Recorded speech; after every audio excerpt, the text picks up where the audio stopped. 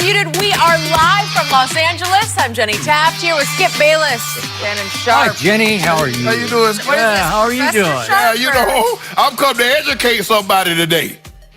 You are? Yeah, I'm coming to educate you. And I promise you, The pants go with them? I don't know. I can teach you more in 10 minutes than any other debater can Well, teach you. speaking of schools, Jenny. You got your Raptors colors Yeah, on. I guess see. what? Speaking of schools, let me again congratulate the goodness. Vanderbilt baseball team for winning the SEC again and the SEC tournament again, and for being seeded second nationally in the NCAA tournament that is about to commence, with UCLA right up the street from us, seeded first overall. What is going on with my school? Can you believe it? It's the best school in America, and Belichick took a Vanderbilt cornerback in the second round. And guess what? A Vanderbilt basketball player is going to go fourth overall in the NBA draft, Darius Garland. So what is going on? We got football, basketball, baseball factories along with the best education. How can you compete with this? I can't. I just want to know one thing. Did you guys win an SEC basketball game? No, we did not. Okay. But now we got Jerry Stackhouse. How about Jerry Stackhouse, right? Oh, you see, you keep on wearing these new outfits trying to compete with me. I noticed that. I think it's the other way around. That's a brand new one. How do you know? Because I know. Boy, you fixate on my clothing. Yeah. Ernestine doing a very good job. Way to go, Ernestine. We have a lot to get to on today's show. Has Lonzo played his last game as a Laker? And will the NFL punish Ezekiel Elliott? We will get to the latest, but we are going to start with Steph Curry. He is a big favorite to win Finals MVP. Steph is averaging about 27 points per game in the playoffs, but he's been on fire in the last 5 games without Kevin Durant averaging nearly 36 a game. Steph has won 3 titles and 2 regular season MVPs, but he has never been named Finals MVP. So, Shannon, how important is a Finals MVP to Steph's legacy? I believe it will be the final missing piece, Skip, to this. This is the cherry on the top. This is icing on the cake, whatever analogy you want to use. This would be the final piece for him. Skip, it's hard for me to believe, and I know I'm going to get some pushback on this, but if he were to win the Finals MVP, I don't know how you keep him out of the top 10, because he would be one of the handful of players, Skip, multiple championships, multiple regular season MVPs, and a Finals MVP. The greats have that. The LeBron James, the Michael Jordan, the Magic Johnson, the Larry Birds. Those are the guys that have that. Moses Malone. It's not easy. It would be a crying shame for a guy of Steph Curry's ilk to have 4 rings and not have a Finals MVP, because we automatically assume if you're that great, how can you not have a Finals MVP? And so it's not like he's underperformed, Skip, with the exception of the year that they lost to the Cavaliers. He's been unbelievable in the finals. You look at in 2018, he was 27.5 points, 6 rebounds, 7 assists. Kevin Durant won the Finals MVP with 29, 11, and 7. In 2017, he was 27, 8, and 9. KD was 35, 8, and 5. It's the same thing like Kobe and Shaq. The last year they won the title together, Skip, Shaq was 36 and 12. But Kobe was 27, 6, and 5. You see what's going on here when another player has a historic finals, sometimes you get bumped down. Now, even the year that Iggy won, he was 26, 6, and 6. He was only 24 or 25 points in the regular season in which he won the MVP. I believe the only year that he's underperformed in the finals was the year that they lost, because he averaged 30 in the regular season. He averaged 22 in the finals. So you can see, okay, he underperformed in that. But Skip, if he were to win a Finals MVP, that would be 4 titles, 2 regular season MVPs. Skip, there's only a handful of players that can say, I got multiple regular season MVPs. I got multiple rings. I'm a Finals MVP. You start getting up there with the Shaqs. You start getting up there with the Duncans, the Jordans, the LeBrons, the Birds, the Magic. He gets another one. He's Finals MVP. I don't know how you keep him out of the top 10. So you just called it the icing on Steph's cake if he wins this Finals MVP. Yes. I'm going to call it the cake. Really? I don't think there's enough cake there. Wow. Again, love Steph, loved him before his draft, said I'd take him over Blake Griffin. Everybody said I was crazy, and he has proven me right there. But he has not enough proven me right in the postseason. And all I know is that coming off his second MVP season, when he revolutionized the way the game is played. We've never seen anything like what he did the second one, which was the first ever unanimous MVP season. He led the league in scoring, and he led the league in steals. That's a hard combo, man. And he led it in PER, player efficiency rating. It's pretty great. The year before when he won it, he was third to Anthony Davis and Russell Westbrook. So he won that. He won offensive win shares, overall win shares, value above replacement player. He dominated every category at the top. Yeah. It's almost impossible to do what he did. And as we know, he's 6 feet. Do we give him 3? Give him 2. 2, maybe. Okay. And he did that by shooting 45% from the three-point line. It's impossibly great what he did. Yes. Looking so baby-faced, so non-threatening, so willowy, Yeah. right? He's everything we don't see in a dominating NBA star. He's the opposite of what I saw as Michael Jordan, right? Jump man. Yes. Just Michael was so dominating. He's so physically dominating at only 6'6", but could jump out of the gym, obviously jump out of the world. And he got so physically strong that he could just take you down low at the end of his career and score in the low post.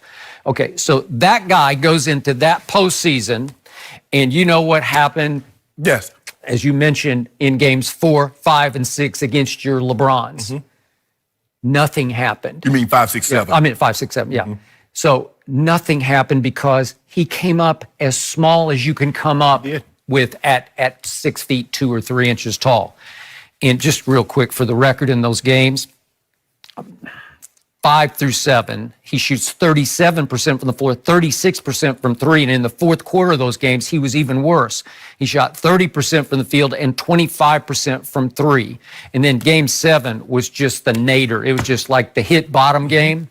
And again, LeBron was great. Kyrie hit the last shot. LeBron had the bicycle built for 2 blocks to chase down. But he did. Okay, so I give you all that.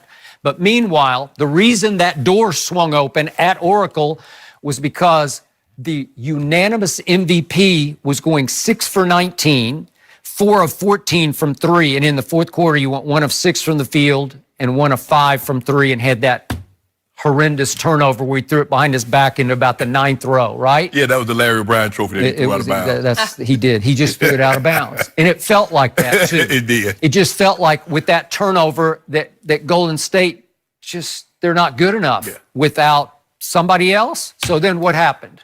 You said Draymond went into the parking lot crying and called Kevin Durant and said, we need you. And who led the charge in the offseason for Kevin Durant? That little man did. Sure. Steph Curry, the unanimous MVP, went out of his way to go completely public with, we need him. I'm going to lead our group. We're going to be the Hamptons 5 because we're going to go all the way to the Hamptons outside of New York on Long Island, and we're going to recruit him on the 1st of July. It was actually the 4th of July, right? Yeah. Sure. And he publicly swallowed all of his unanimous MVP pride, right? He did. And he said, we need him because we're not good enough without him. Right. Okay, you just disqualified yourself from top 10 discussions, right? Because you just said, I can't do it by myself. I need him. And Steph has never missed a beat over the last, This will be 3 years. 3 years. Never missed a beat. Every time he's had an opportunity publicly, he says, Kevin is our best player, right? Right. What does that tell the public? What does that tell the media? What does that tell ex-players? He probably doesn't believe it. I mean, he says whatever he wants. I mean, he says publicly to keep the peace. And I understand that. But Skip, if you talk about top 10 players, Kareem played with Magic. If you look, just look at the top 10 players. But I'm saying just publicly, the ex-players, the hardcores, the all-time greats are going to sit back, and they may not say so publicly, but they would say to themselves, I would have never done that. Right. Would MJ have ever done that? Well, the thing is, I can't win without him? Well, no. The old players look at it like this. Yeah, we might have played together, but the teams put us together. They don't look at it like, well, you're still playing. How it came to be is unimportant. These young guys saying, we're not waiting till we get past our prime. If we want to go play with player X, we're going to do it, whether you like it or whether Michael would have done it, Larry or Magic. That's not how they view things. Now, they're not waiting for teams to put teams together. Okay. Player says, I want to go play with James Harden, or I want to go play with LeBron James, or I want to go play with Steph Curry. And they're doing it. It's the same thing. It's just how it's come to be is different. Okay, but All I know about Steph right here, right now is he's the greatest shooter we've ever seen. Yeah. Okay, we got that. Yes. But can you do it when it matters most? Because I'm here to look, I love Steph Curry, but I got to be objective about it. Every stat across the board, from regular season to post, is down in the post. Every stat across the board: field goal percentage, 3-point, PER, turnovers, win shares. You can do them all. They're all a little off. They're not a lot off, but they're all a little bit down. What does that tell you? That whatever, maybe he's not made of quite the right stuff, which brings us back to right now. He has the greatest opportunity at age 31 of his career. Right. So he's in the middle of his career, right? Yeah. Okay.